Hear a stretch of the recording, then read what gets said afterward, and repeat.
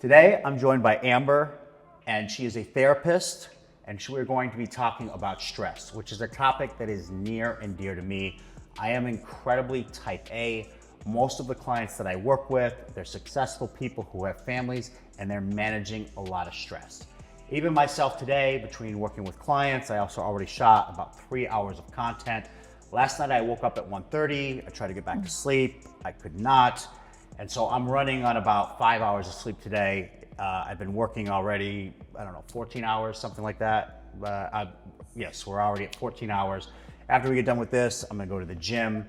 So I deal with a lot of stress on a lot of different levels. So I'm really excited to talk to Amber. Amber's a dear friend, she's a client. I also work with her husband. So I'm really excited to talk to her about how can we manage stress and how do we just resolve some of these, why do we have these issues?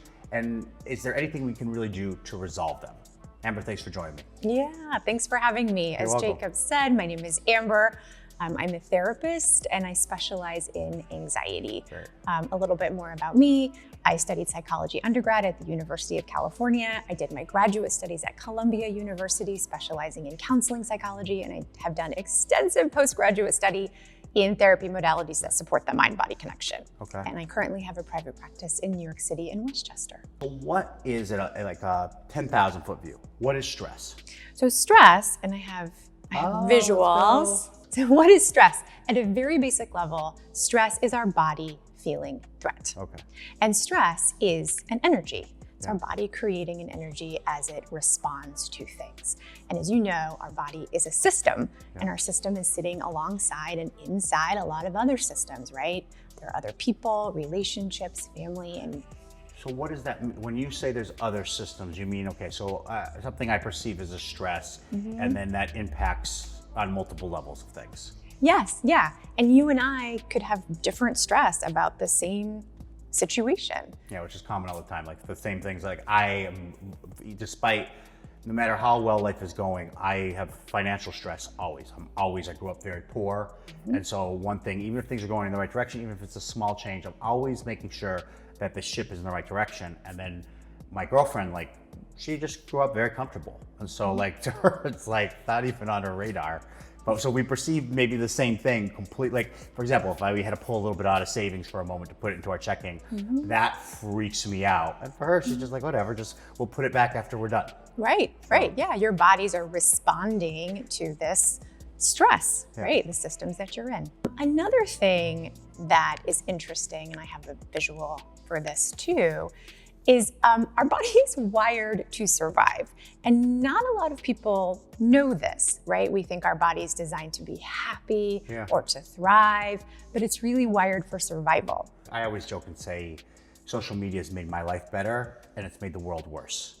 And I really do believe that, because I think a lot of what's perpetuated on social media is such perfectionism, right? Or just it's a guy, they don't just have a Lamborghini, they have 3 of them. And they have they don't have one watch, they have 20 Rolexes, right? Or whatever it is. And so there's this pumped up notion that we all need to be our best selves. And you were the first person to ever say to me, we're actually wired to survive. And you think about it, really our intention is what do we need to do so we don't get hurt? How do we get through the day so we're protected? And you're not really thinking our brain, for lack of a better word, instincts rather than our brain. They're not really thinking about oh, how do I elevate this experience? Exactly. Our body's wired for survival. That's what it's gonna do. It's gonna do survivey things. A lot of times we have a different expectation of our body than our body has for us. So it's nice to get on the same page with our body. And so hopefully I can do that a little bit here for everyone. Yes, so to understand stress, it's a good idea to get to know our autonomic nervous system.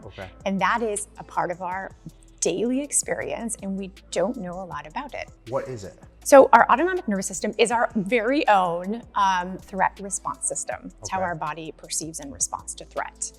And so our autonomic nervous system is connected to something, a very primitive part of our brain. Some clinicians call it the downstairs brain, some call it the lizard brain. I like the lizard brain because it gives us a nice visual. Yeah, and it's also connected to different branches of our nervous system. There's a sympathetic branch and a parasympathetic branch. Have you heard these two terms before? These terms I've heard not only from, we were joking before off camera, like I've taken a couple psychology classes. Obviously, I didn't go to Columbia and get my master's, but also too, just from fitness and nutrition and all this.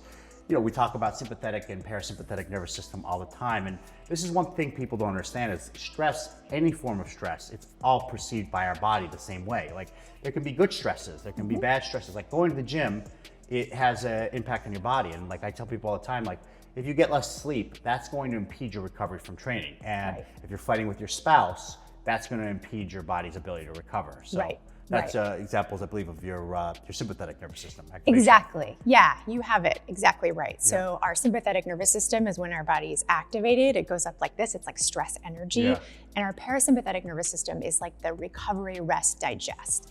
And so our nervous system wants to flow like this in these nice waves, right? Activation, rest and digest. Activation, rest and digest. And that's what it wants to do. So this is how it wants to look. And when it looks this way, that means that you're probably in your window of tolerance. And the window of tolerance is a term created by Dr. Dan Siegel, and it just means that you have the optimal amount of stress so that your life is manageable. That's it. And you have access to all the different parts of your brain. You have access to choice. If there are two words to describe how this feels, it's I can. It's a really nice place to be.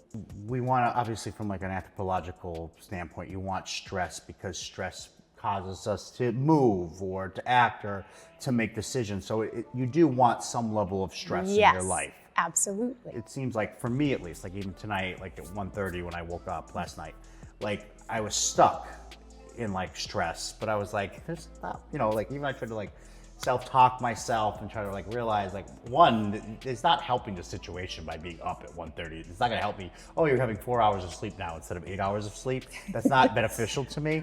And then two, like, right? Like, you're only making this worse, dude. And then the second thing is on top of that is like, there's nothing, it's not a real threat. You know? And I don't know, maybe it's just because I'm very motivated, or maybe it's because of earlier things in my life. And of course we'll talk about this, but maybe it's because of earlier things in my life, but for whatever reason, I feel like I have a pretty easy time like turning on the sympathetic nervous system. I have a little harder time turning on the parasympathetic nervous system. Yes, you and I both. You are not alone. Okay, good. Yes. A lot of people make a mistake and think that the window of tolerance means you're just calm. You're calm and you're peaceful. That is not the case. You and I could be sitting here right now fighting. I can be really pissed at you. But if I'm able to mobilize my anger and I have a choice in how I want to use it, I'm still in my window of tolerance. It's about choice. Why do you say it's about choice? What does that mean? So instead of me sitting here and getting so activated that I'm like screaming at you automatically, right? That is no choice. Choice is like, okay, I'm embodied, I'm here, I know I'm angry, I know I'm mad at you, and I can like really choose how I want to talk to you about it. I can choose how I want to spend my anger. Somebody told me just the other day, I was talking or listening to something, we have a baby on the way. And so I'm going through this training course, and it was like anger helps you get in touch with your feelings. And it was really interesting to me. I mean, I don't know how you feel about that, but it was kind of an interesting way to perceive this. And then that made me kind of realize like, oh, okay, well, it's good that I'm in touch with my feelings, but then I have a choice in how I then respond. Like you said, like you could be pissed at me, doesn't mean you have to be screaming at me. It could be more like a conversation of like, yo, you know, when you do this, blah, blah, blah. Yes. When we have choice, we are here. Okay, good. That means we're in the window of tolerance. We're in the window. Yes, we have choice. We can be pissed, but we have choice. We can be sad, but we have choice. We can be stressed, but we have choice. Oh, that's interesting. Okay. Back to your earlier point, when we're here and we're starting to feel more and more stress energy, more activation, more sympathetic, right? Our little yellow line starts to climb into this red zone. And this is hypoarousal or fight or flight. That's so interesting. Yes. And when we cross that threshold, our lizard brain takes over. And the lizard brain is saying this. He's saying, oh my gosh, there's so much stress in this body that there's a tiger over there. And so I need to mobilize this system full of adrenaline, cortisol and stress energy so that this body is ready to run toward or run away from that tiger. Does that mean that we don't no longer feel we have a choice? We no longer have choice because when lizard brain takes over, it's automatic. Everything is subcortical. Like he runs the show. Autonomic nervous system. He runs the show. I got it. Yeah, Okay, yeah, that's yeah. Great. That's Yeah. great. And so when you have all that stress energy, adrenaline and cortisol in your body, you will feel some or all or more of these symptoms. So that's why the phrase locus of control, like people who have a higher locus of control, maybe they stay in the mode of choice more. You have access to choice, Yeah, okay, right? that makes When sense. you're out here in fight or flight, you don't have choice. You're just reacting. So interesting. The other thing I want to say, if you could choose 2 words to describe how it feels to be in fight or flight, it's I must. Okay. It's like this very feeling of fixity, Yeah. right? Like I must do this, I must do this, I must do this. And you feel stuck. You being able to feel like you have a choice or you have an option is like the really empowering thing. And then when you get out of that, you're kind of like, I have to do this. And that's why people react a certain way, or why our body reacts to a certain way, or like you said, systems, why we react that way with our spouse. Yes. Or we react that way with our child, or we react that way with whatever it is, right? Right. When you're there in fight or flight, and your body's still collecting stress energy, sympathetic energy on top of what it already has, the lizard brain does something different. Okay. It says, oh shit, the tiger's not there anymore. It's sitting on my chest. And things don't look good.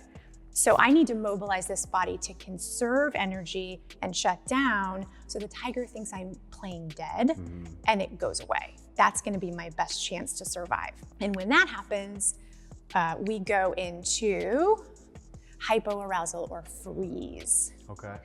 And when you're in freeze, these are some of the symptoms you might feel. Low energy, low mood, dissociation, procrastination is really common. Depression is very common, numb. It seems like though you could react either way. I must or I can't, right? Yep, Like yep. the same person could have, not the same person, but 2 people, if they were stressed about something, could react differently. Like I more often than not have the I must. Yes, I don't really me get. too. Yeah, I don't really get a lot of I can't. I mean, every now and then when things are really bad, but these days, life's pretty rosy these days, but that doesn't mean it doesn't have problems. I just find myself more of I can do it, but I gotta do this. I'm ready. I'm the same. Which is why I'm awake at 1:30 in the morning, and there's nothing to be ready for, body. So, yeah. But the lizard doesn't Yeah, care. the lizard doesn't He give doesn't a shit. care. Okay, Right. awesome. Yeah. Same thing with me. I have an issue where I tend toward hypoarousal, where I go. I Yeah. won't stop. I'm Okay. just doing stuff, and it's hard for me to rest. Okay. Yeah, same thing. There's no reason I need to be doing all this stuff. There's another survival response outside of fight, flight, or freeze, and it's called fawn, and it's a hybrid response. I'm not going to go into it here. I just want to mention it. Okay. Fawn is like appease, Yeah. and it's a very, very important survival instinct and response that we need to have. I don't like this term, but in the general public calls it people pleasing. But I did want to say that we're going to move in and out of all of these survival responses, and we're going to get stuck in them. Okay, but if I have a career and it's going well and I have a loving family and all this stuff, should I really ever be in I must? I'm not saying if the tire pops and I'm over on the side of the road, or you know what I mean? There's gonna be situations clearly where I'd be in must, but if I get a bad email, do I really need to be able to jump into I must? No, you don't, but we that's will. a part of the process, But we will. right? Okay. Once we know this, when we have awareness of this, then it starts to dawn on us oh wow, this is an email and not a tiger. Yep. Interesting. Why am I in hyperarousal right now? Yeah. Right. And again, we will go into fight or flight because sometimes we will be in danger. So Yes. these are necessary. Great. So they should never turn off. No, we don't want to turn them off, but we don't want to get stuck long term, because you can imagine the repercussions of having adrenaline and cortisol pumping in your body long term. I'm feeling it today. But that has real serious health consequences in the long term. For sure. Yes. By the way, that's one of the biggest reasons we're here today and talking about this, because stress is the silent killer. And people understand, and even somebody like me, I keep myself in such good shape, and I eat a certain way, and I exercise, and I do all these things for myself. And I think the one thing, there's 2 things I needed to work on this year. It was flossing. I need to floss a little bit more, help my gums out a little bit. And equally important is I really continually, as an adult, have been working on how I manage stress. because I just have a reaction that's not proportionate to my situation in life anymore. So yes, and our window of tolerance is impacted by the stress in our life and also trauma. We're not talking about trauma here today, but all of us have different traumas. And so once we start looking into that, it's maybe we have a smaller window because of past trauma. And so then our work becomes, and the goal is learning about that and learning to widen our window and learning how to come back into our window. I'm learning to widen my window. That's really what I'm trying to do. Me too. Yes, yes. Awesome. To put it in very basic terms, there are two ways out of stress. Okay. And remember, stress is an energy, right? It's in our body. And so movement is one way to release that energy. Great. Moving it to release it, right? Because the energy is stored and stuck. When you say movement is a way of dealing with energy, to some extent I know this because exercise is Yes. just so incredibly impactful when you look at mental health and depression and all these things. Right. But what is an example as you as a clinician? Because you're probably not like, go lift weights, but what? But I am like, go lift weights. Okay, Yeah, awesome, yeah. awesome, Yes. okay, awesome. Exercise is a really great way to move energy. Okay. I don't know how you feel after a workout, but I much feel better. so much more settled, Yes. right? And whatever kind of movement, right? Like you've taught me how to lift weights. I love that. I Yes. also think it's great for someone my age. Yes. But it has great mental and emotional benefits. Yeah. Even walking, like walking's like less than lifting, but walking has great benefits. The thing about even just walking, all the countries, like all the blue zones, these people, they aren't lifting weights. They're not, they're not stressed out about their careers. They're walking around and eating berries, and they're living much longer life than we are. So yeah, walking's an incredible option. Right, and it's movement. Again, Movement. you're moving. So that's why I say, tell me about the other things outside of exercise. Outside of exercise. I study somatic experiencing, Okay. and in that therapy, it's a therapy modality that works through trauma, it focuses on trauma resolution. Right. And so trauma is energy stored in the body. Okay. Right. And so we need to work with the body to resolve trauma. There's Okay. no other way around it. The same thing with stress, the same thing with anxiety. Okay. Yes. So one other surprising movement that we can do is boundaries. Okay. So boundaries are our internal sense of self and no. Okay. And so when we start to understand our no, we start to move some of that stress energy around. And when we start to use our no, you notice when you say no to something, you're moving fight energy. Yeah. Okay, beautiful. All right. Yes. The second way out of stress is an internal sense of settling. So settling internally can dissipate stress energy. How do we do that? So a lot of people think like, oh, you're going to talk about meditation. I'm not going to talk about meditation. There's lots of ways to settle the nervous system. Yeah. One surprising way, and you probably know this from your work, is eating all of your meals. Great. If you want to really scare your nervous system, like start skipping meals. Then your body doesn't know, like, are we safe? Are we okay? Yeah. Nourishing your body settles it. It helps it know, like, oh, I'm safe. I'm okay. What else can we do to settle it? So another thing we can do is come back into our body. So become more embodied. Actually, we talked about this, but before we shot. This honestly had such a big impact on me. Yeah, and there's lots of examples of this. One example I was going to give is I'm a mom of 2 kids, and around bedtime every night after work, I am like hanging at the edge of my window of tolerance. Okay. I'm like really dangling on the edge. I get it. Yes, and so something I do with myself is I actually find my feet. And you can do it with me now if you want to. Yeah, just feel your feet on the floor. Yeah, and this is what I was referring to, by the way. Yeah, just feel the floor supporting your feet. Remember that you have feet. And if you can, just imagine for a moment that there are roots growing down into the floor, pulling you down, down. Right.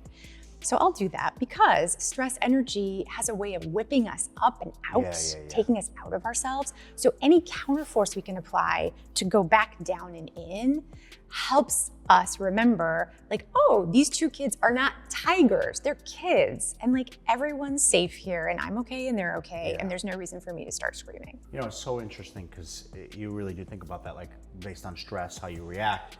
You might be like, oh, that's not me. Or that's, the Snickers commercial, you don't act like you when you're hungry. It's kind of like that. And for me, even taking like awareness of my feet, it kind of like did exactly what you're saying. It brought me back to reality. It brought me back to myself a little bit. So, you always hear the thing of like count to 10 or breathe in and out. And I'm sure those are all examples of grounding or examples of settling. Yep. Right. But to me, like the foot example was like a really easy one that I took hold of. Right. Yeah. We're here. We're safe. The more you're embodied, the more likely you'll be able to stay in your window of tolerance. And keep in mind, I'm giving these 2 examples, but there are tons and tons of ways we can move or settle. So many ways. And as therapists, we call this resourcing, resourcing our nervous system. So a lot of what I focus on in therapy is finding out how to resource my clients so that their nervous system can come back into baseline. Resources can also be safe people, pets, places. And the way that they become resources is we really connect with them. We don't just like think about them, but we connect with them. Think of an example of something that was really stressful for you today. Yeah, sure. Yeah, or this week. Just think of it. You can say it, you don't have to say it, whatever you want to do. Just think of that and just notice how you feel when you think of that thing. Yeah, there's like a little like knot right here, and I'm just like, there's a sense of unease. I'm like, all right. And the way I've always been is like, I'm always like I said before, like, let's get it. Like, we gotta destroy this thing, you know? I know I'm crazy, don't, you know, but. No. I'm a very intense person. So my feeling to it, it's very rarely the other one. I'm like, oh, poor me. I'm like, no, let's get it. So you notice this, the tension, maybe you notice something about how you breathe, you feel unease. Yeah, okay, so notice that. Now hold on to that, but then I want you to put your attention on something or someone or someplace that brings you a sense of ease. Do you want to tell us what that is, or would you rather keep it in your mind? Let's take my dog. Your dog, yes. Tell everyone your dog's name. My dog's name is Pudding. Pudding. Yeah. Okay, so we're going to picture Pudding. Yeah. Picture what he's doing, what he feels like, how he looks at you. Just notice the state of your body when you imagine that. Yeah, clear. Like feels like it's dissipates. Yeah. But I think the thing that happens, despite even if you have these resources, you don't always access them. It takes practice. Yeah. It takes a lot of practice. Because it's very easy if you've had like a bad day, you rush in, you know, the dog you're gonna at least say hello to your dog. But like I really try to actively, like, because he'll sit there with me for like 5 minutes if I want to. And my dog is not like a typical dog. He's not like a just love me. He's very particular. And so he's not always in the mood for like pets or all these things, like, but he will, when I first come in, he's very affectionate with me. So I sit there and I cuddle with him. And it really, when I take that opportunity before I leave for work or whatever, it really does. It's really nice to like be in the moment. Yeah. And I've also realized even lately, like, you know, with having a family now, having a home, that just being present doesn't mean that you're present. So I really try with like Allie now to like really connect. And I know this sounds so crazy, but you're with somebody for years and maybe you're not making as much eye contact. Do you know what I mean? And so I've been like, even recently been like really working on like connecting with her and making eye contact. We still have like, when I say that, it's not like we don't have incredibly intimate moments and like, you know, great connections, but especially day in, day out, I'm like, oh, I'm really not looking at this person. I'm really like not asking them enough about their day. And sometimes our days are, you know, I mean, my day's kind of always interesting because I'm doing a million different things, but you know, and for her, sometimes she just, you know, she doesn't want to really talk about work. So I feel like I'm trying to pull her into the conversation to talk about. She's like, work's work. And you're like, okay. So, but, you know, I think it's really important to access those resources. Yes. And even as you said it right now, in order to connect more with her, you have to connect first to yourself. And so that's why this is really important. Great. Yeah. That's all I have in terms of like information giving. Yeah. But did you or your clients have any other questions? So here's my real question for you. You talked to me about accessing. Yes. And there's this like, what was it? I think I have a picture of that. Yes, the balance. Yes. Right. So your ability to access your window of tolerance has a lot to do with your stressor to resource ratio. There we go. Okay, that's what it is. Yes, thank you for reminding me of that. So if you got a lot of stressors and not a lot of resources, you're gonna not find an easy way to your window. Yes. But if you work on this and you find resources and you connect with them, like really connect with them, you're gonna have a much easier time. But this takes practice. Takes practice. The other thing it takes sometimes too is just the reality. Like I was just on a call with somebody who's very close to me and she's going through a lot right now. And so she's very close to me, she's family. And so I'm helping her out a little bit financially, and I'm helping her go through some things. And it's very easy for me to relate to people like that because I've been in that position. And there's just simply times where the stressors are more significant than the resources. The resources, right. You know? And you think about resources like there's pudding, there's other resources, and they really are. It's just time. Yep. Time's got to be a resource, right? Money is just the cold hard fact. The reality is money. Healthcare, right. All these things, right? And I say money not to just trivialize it as money. I'm not talking about a nice pair of jeans. I'm talking about, like, you know, she's dealing with some legal fees right now. Yes. And that's a real thing when she's like, Jake, this cost me this much for the hour. That's more than I make in the week. Right. Big brother to the rescue, but there's still stuff that's going on there. And so, and you can share your experience, but there's got to be places where legitimately the stressors are just greater. Yes. Than the resources, right? Yes, there are a lot of places where that exists for lots and lots of people. And there are also a lot of resources, and resources are different depending on who you are, what your situation is, what your body needs, right? Like you said, like money, stability, access to healthcare. Yes. I mean, all of those things sure. are resources that people need that tremendously decrease stress. Yes. So let's say, though, on the other side, you've got tons of resources, but we're not accessing them.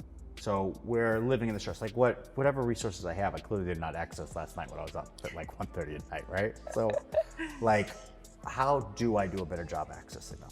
So one thing you can do is practice, right? And a lot of times what you'll notice, and what I notice is we're trying to resource ourselves, but we're like, the resources that we're using provide temporary relief, but they send us outside of our body, right? Okay, they send us outside. So like, and I don't know what your personal experience is, I'm just speaking to what I work with. Maybe we're like scrolling on our phone a lot, or we're on our phone a lot, right? Like we think that that's gonna help and be a resource and calm us down, and it might temporarily, but ultimately what it might be doing is sending us outside of our body. And in order for us to get back into our window, we need to be inside of our body. Okay. So whatever practices we can put into place to get inside of our body, to come back, because we go out, grounding, come back. And for a lot of people, this is very scary. If you're living in fight flight, which a lot of people are, it doesn't feel good to come out of that. Sometimes it can be really, really scary to learn to relax, to learn to stop. I know. That's why I said the people who need this are always the people who are the most avoidant of it. But it can feel really scary to dip into that territory of like ease and peace, right? Because then what will happen? You know, also the other thing is too, and I always say this, there's a difference between distraction and success. And I think people have a hard time differentiating. And the reason that this relates to what we're talking about is like, sometimes your chaos or the whatever, it's somewhat alluring, right? Rather than actually just sitting there and embracing the moment and things like that. Someone said once to me, beware of the emptiness of a busy life. And it's kind of like an interesting comment to me. And there's a truth to it though, because you can just be in fight or flight mode that you're not really stopping to take like a look at what's really going on in your life, or stopping and really being present and being vulnerable to what's going on in your life. Yes. Yeah. And you said it a few sentences ago. Sometimes it can be a little bit addictive. Yes. You kind of get addicted to the chaos and the hit of adrenaline of like going, right? And that's hard to come out of. I think that's everybody who lives in Westchester, New York City. It is a very common thing I see in my work as a therapist in New York and Westchester. And I love that. Those are my people. I know. Absolutely. I know. I love to work with that. Okay, so you said earlier that you're not talking about meditation. What's wrong with meditation? Because isn't that a way of accessing our resources or grounding? Yes, meditation is absolutely a resource, and there's nothing wrong with meditation. For people, and I love it actually, but for people who run in fight flight, getting to that kind of settling can be really uncomfortable. Yes, and there are lots of other alternatives, so it's not necessary. I know, and I agree. But by the way, I'm not disputing what Amber just said to me, because Amber's the expert. What the hell do I know? But the thing is this, and this is what I always say to people, is like, really interesting question about obesity. It was asked to a bunch of dietitians, nutritionists. They said, is obesity a choice? One of the most profound answers I heard to that was, it is not a choice, because given the choice by itself, no one would choose that, right? People would not in itself say, oh, I want to be obese. However, there are a lot of choices along the way that they make that causes them to be obese. So, as an example, choosing not to exercise is a choice towards obesity. Choosing to overeat is a choice towards obesity. And on some level, and by the way, you kick back whatever I'm saying to you and say, Jake, eat dirt. But when you're choosing not to do things that allow you to get in the parasympathetic nervous system or stay in that window of tolerance, aren't you choosing stress? Well, it's a good question. I think when we look back to that slide, when we have a lot of stress and trauma, we get kicked into parts to our lizard brain. Yeah. And our lizard brain's driving. Yeah. Right? And so we don't have choice. Okay. Right? And so is that someone's fault? No. Yes. I don't think so. Yep. It's just a matter of that's what the system is doing to survive. Sure, but here's what I'm saying by that, right? If we know that meditation could help prevent that and you choose not to meditate, aren't you kind of in the same way with the obesity example? People would probably not choose to be obese, but they may choose to skip the gym or they may choose not to eat healthy and thereby they're choosing that. You can either choose to do things that are going to help you manage your anxiety, or in a way, by choosing not to do things that'll help you manage your anxiety, you're choosing anxiety. Right. I think we have a little bit of a different view on this. I love it. Yeah. No, by the way, I'm not telling great. you that by the way, I'm not saying that I'm right at all. I'm just saying what I would say about health and fitness. Yes.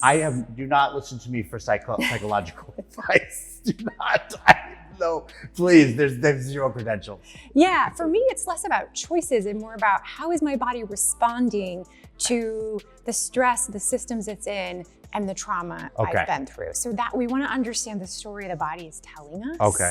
Yeah, to allow people more access to their window of tolerance. And then we go from there. So then you try to find something that the person is open to doing. If they're not open to meditating, then find something else that they'd be open to trying. Yeah, and usually in therapy, we start really small. We start with, really very basic, small things to get us into our body, because most of us are very disembodied. That's how the world runs right now. We're so disembodied, myself included. Yeah. And so it takes practice, and we start small and we go from there. I always love journaling.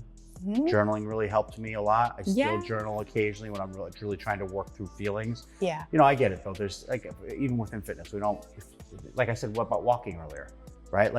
Walking is not exercise for everyone. The shape I'm in, just walking is not going to cut it to constitute exercise. But for a lot of people, that's a great place to start. So you need to start somewhere. Yes. And if you're not ready to do meditation, obviously that's not the right option for you. But for some people, it can be very impactful. Yeah, some people. But I don't want to force it on someone that doesn't work with. Right? Everybody's different. Everybody responds to something different. I love walking. I walk all the time. Yeah, right. I find it to be such a great way to get back into my body, to orient to what's around me, to some nature, to slow down. And I like it as a form of exercise, so we're different in that way. But as you said, everybody responds to something different. Yeah. Okay, I've got a couple questions. These are questions from clients. Wonderful. What is anxiety costing us? What is anxiety costing us? It's a tough question because I have a really different take on anxiety. I think anxiety is just it's the body's way of, it's like the alarm system in the body. Anxiety is telling us that there's something wrong. So anxiety isn't a problem I love for me. That's great, because I never thought of anger, like we talked about earlier about how anger helps you get in touch with your feelings. I'd always thought anger is a bad thing. Well, right? Most of us are taught that. Yeah. It's like we're not supposed to be angry. It's so important. Yeah, it's important. Anger is, it's the best. Yeah. So it helps me have empathy with parenting or things like that. Yes. So anxiety, we shouldn't really see as a bad thing, but it's something that's there for a reason. It's telling us hey, there's something wrong. We need to look into this. Yes. Okay. Yes. Okay. Is it fair to say your body interprets all stress the same? Good stress, bad stress, perceived stress, real stress, exercise, lack of sleep, conflict in relationships, demands at work. Our body interprets it all the same. Well, I would refer back to the slide that we had about the nervous system, right? Yeah. And the window of tolerance is the optimal amount of stress so that life is manageable. So whatever that stress is, if you're in your window, it's manageable. Work stress, life stress, all of it, right? When we start to get outside of there, when it's unmanageable, then that stress is different. Great. And so maybe even it's not one thing, maybe, for example, you're going through a divorce and then suddenly it all catapults, right? Or maybe it's work kind of sucks this week and then, oh my God, my kid doesn't want to go to sleep this week. And oh God, I've got the stomach flu. And then suddenly you're out of your window of tolerance because it's a systemic thing. Right. I use the window of tolerance, that whole slide as a baseline of is my life manageable or not? Right. Yeah. Do I have choice or not? And not to conflate this with exercise, but like I said before, when it comes to like exercise, like even like you think about recovery, if you train hard, you have to recover from that. If you don't sleep, now your recovery has been affected by it. It's like, what is your ability to recover from stimulus? It's a systemic thing. Did you fall out of that window? Okay, are you way underperforming from what you're capable of recovering from? So yeah, kind of similar concept. It's like those waves, right? Like if we're stuck in sympathetic Yep. and we're not moving into parasympathetic, our body's not resting and digesting. Yeah, exactly. People who are like this tend to have like digestive issues. Yeah, that's one of the things that keeps me up. Once I can't fall asleep, I start thinking about, oh my God, my legs aren't going to recover before my next session, which is crazy. This is who I am as a person. How can we be mindful of who we're talking to in the moment? That's a beautiful sentence. You can be mindful. Yep. You can try to stay in your body, see how your Right. body feels about who you're talking to in the moment. I always tell people, like, especially like Amber's new to social media and doing more with it, like a small bit of your truth is like a revelation for normal people. And you said today, and I had never connected with this before, you said that in order to connect with somebody else, we have to first connect with ourselves. And it's a big thing, because like if you're not aware of what's going on with you, and then you respond a certain type of way, like, oh, why did I do that? Or like, what was that? Why did I react so strongly in that moment? And you realize, because you're just not in touch with what's actually going on with you. It's whatever maybe childhood trauma or whatever triggers you have that are actually reacting. Yes, this is like the most important thing for everyone to remember in terms of relationships, in terms of parenting. The most important work is connecting with ourselves. Right. Once that happens, everything else becomes much, much easier. Okay, this seems strange, but how do I stay off my phone? I feel like when I get stressed, I get on my phone more, and it's a loop. So I think you can apply that to anything, that question. So we can take it from the phone perspective, but I think that when people get stressed from work, they gravitate towards more work, right? So like there's lots of things where you kind of get into this loop about it. Do you have any advice for someone who's going through that? Yeah. Well, I think like if you're stuck in fight or flight, or if you're stuck in freeze, right, and you might not be aware of it, but you are, it doesn't feel good. Yeah. It feels bad. And so we look for things to help bring us some relief. Yeah. Maybe the phone is one of those things. Maybe a drink is one of those things. Yes. Maybe more work, whatever. Yeah. We're looking for some relief. And that might provide us with some temporary relief, but it's taking us out of ourselves, right? The terrible. phone is not going to help you get embodied as much as I love Instagram, right? Yes. So it's something to think about, right? I have that though, that happens. It's not my question, but because I have to be on social media so frequently, I'll find myself like when I'm having a fight, I'll be like, all right, well, we're fighting at the moment, whatever. I'll pull up my Instagram. And it's almost like self-soothing, even though it's not. Yes. It's not, because it doesn't help me get back in touch with reality. And what the hell am I looking at Instagram for the 700th time? Anyhow, I've already seen it 50 times today. So why am I clicking that? Right, but as you said, it's like self-soothing, right? A part of you Yes. really wants to soothe, and like this is a way that you've learned to do that. And Yep. it's uncomfortable to be in fight flight, to be in hypoarousal, right? Or hyperarousal. Yeah. Right, and so you're doing that. I've had this problem too. So once I got onto Instagram, oh, it's such a rabbit hole. It is a so bad. delight. I know. And also it's awful at the same time. And so I'll find myself picking up my phone without even realizing I picked up my phone. There's some real joys on there. Yes. And then there's just some, oh gosh, like, save our souls. Like, Yes. it's just, But one thing I had to implement for myself, because I was doing this, is I had to like stop myself. And It's anytime so I bad. wanted to pick up my phone, I would like pause and say, whoa, what am I going to do right? What do I need to do right okay. now? Great. Am I looking touch with yourself. for connection? Am I looking for distraction? Yes. Am I looking to dissociate? Yes. Am I looking to work? Oh, great. Okay. And yeah, just pause Why? and see. One more. These sound like I've written all these. I did not. I actually asked clients, but They're really good questions. they're really good questions, Yeah. but they're also really applicable questions. Yes. What can I do before bed to relax? Sometimes I wake up at 2, 3, 4 a.m. with my mind racing. What can you do before bed to relax? That's a hard question for me to answer, because I think that's different for everybody. everyone. And this isn't therapy, it's education. Right. But Right. I would also, so outside of before bed, I would look at the scope of your day too. Because a lot of times stress energy builds up and it kind of wants to flare up at night. So I would look at the day and then also the night, and really check out, like, how am I doing during the day? Where Right. am I? Yeah, right. Okay. I feel like sometimes I'm like, I've got it under control, and then I go to bed and I'm like, I don't have it under true. Yeah, your body's going to tell you. The body's very wise. It's going to tell you. Amber, thank you so much for taking the time to talk to me about stress and how to deal with it. Every time I talk to you, now that I know you're a Columbia grad, it all makes sense now, but every time I talk to you, I feel like I walk away with like some real insight into my life. And I do think, again, you know, when I put up a piece of content like this, I know that the people who really should be watching it, they might already have tuned out. But, you know, the people who are looking for this are often the people who are already like in touch with their needs. But I think it's really, really important to understand that stress is killing you and that it's preventing you from enjoying the moment with the people you love. And that the reason that you're probably this type A fanatical person in the first place is that you want to be happy. Mm-hmm. And so understanding this motivation and all this stuff, it's actually because most people, they wouldn't be like, oh, I want to make money or oh, I want to be famous, right? But they really want to be as happy, and this stuff is preventing you from being happy. So yes. Thank you for taking the time. Thank you for having me. You're welcome.